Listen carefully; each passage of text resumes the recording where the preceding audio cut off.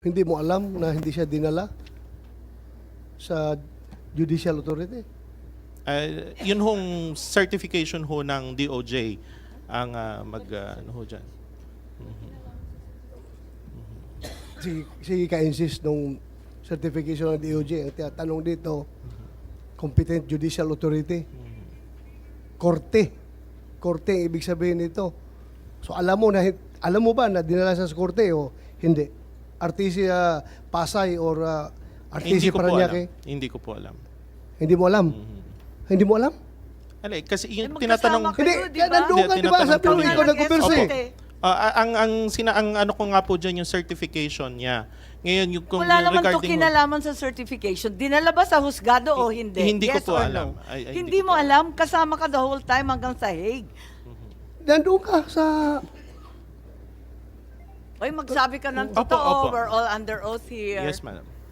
So alam mo kung dinala Alam siya mo, o hindi hindi? mo alam. Hindi ko po alam kasi hindi Paano naman ho hindi ako mo alam? Binantayan mo mula nung dumating mula sa Hong Kong, sa airport, dinala sa Villamor, dinala sa The Hague. Kasama ko all throughout. Opo. Pag sinabi mong di mo alam, you are lying. You are lying. And nandun ka all the time eh. Hindi mo alam na dinala siya sa korte? Hindi mo alam? Hindi ko po alam, Mr. Senator. May I clarify? I think we should ask Attorney Delgra. What do you think of the answer given that he was not aware of any information regarding the competent National Judicial Authority that he signed on to? Pwede bang mangyari yon, Attorney Delgra? I joined the observation of Senator Bato that the Ambassador Lacanilao is lying. Kasi all he needs to know is whether the former president was brought out of Villamor and brought to a local court. We don't have to skirt and hide behind a DOJ certification to attest to the fact as to whether he was brought to a local court or not. He was there all throughout, as he has in fact admitted. So all he has to do is hindi po inilabas yung former president to be brought to a local court. I think that would have been sufficient for him to say. But he keeps on saying that he does not know. Kasi ang That's the tamang problem. sagot, no. Hindi po ba? Ang tamang sagot, no. At alam niyang no.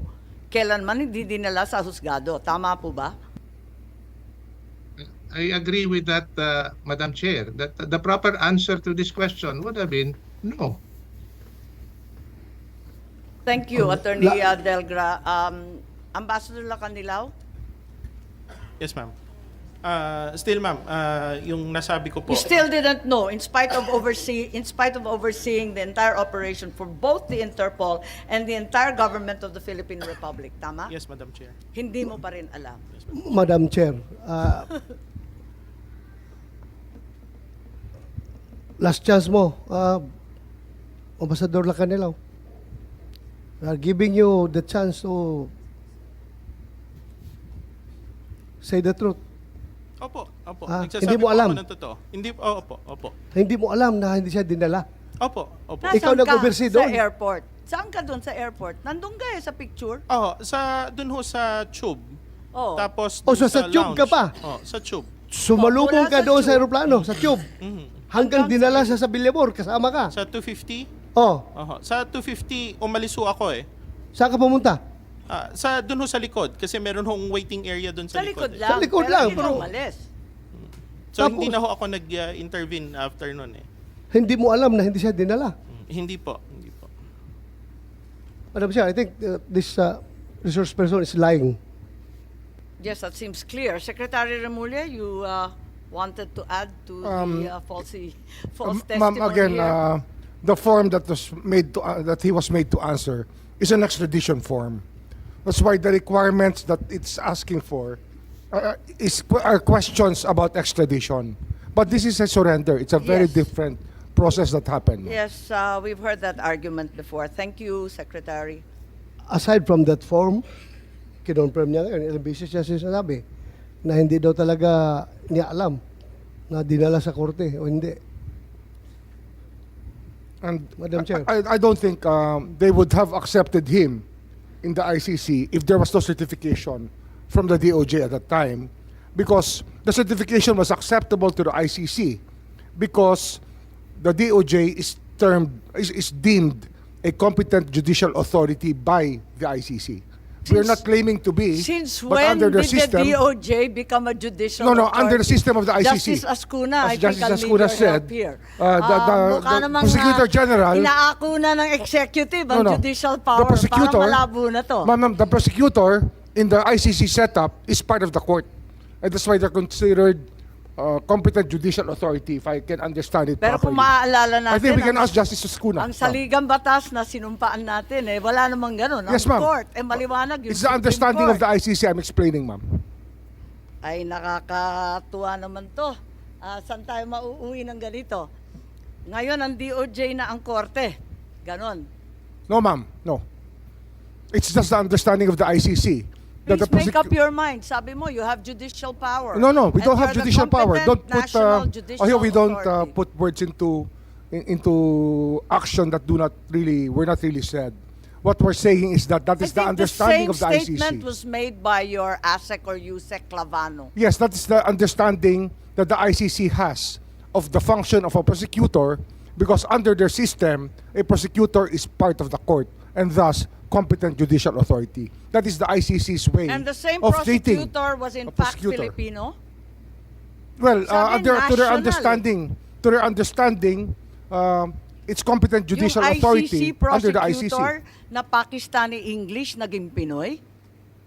Well, Sure ka? ma'am, they have a different way of looking at judicial authority in the ICC. That's why the Looking, form. isang tingin lang makikita mo, hindi naman Pilipino yung prosecutor nila, pambira naman.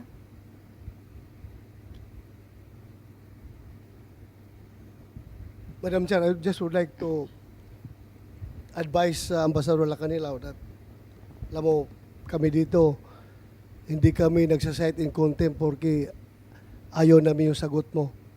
Hindi po namin ugali yan dito. Kaya huwag kang maglala, hindi kita cite in contempt. Hindi ako magmumosyon. Hindi ako magmumosyon na cite in contempt ka. Fair kami dito lumaban. Fair ang labanan dito. At hindi po kami mag-abuso sa aming power. Huwag kang maglala. Gusto ko lang. Kaya pinaulit-ulit ko.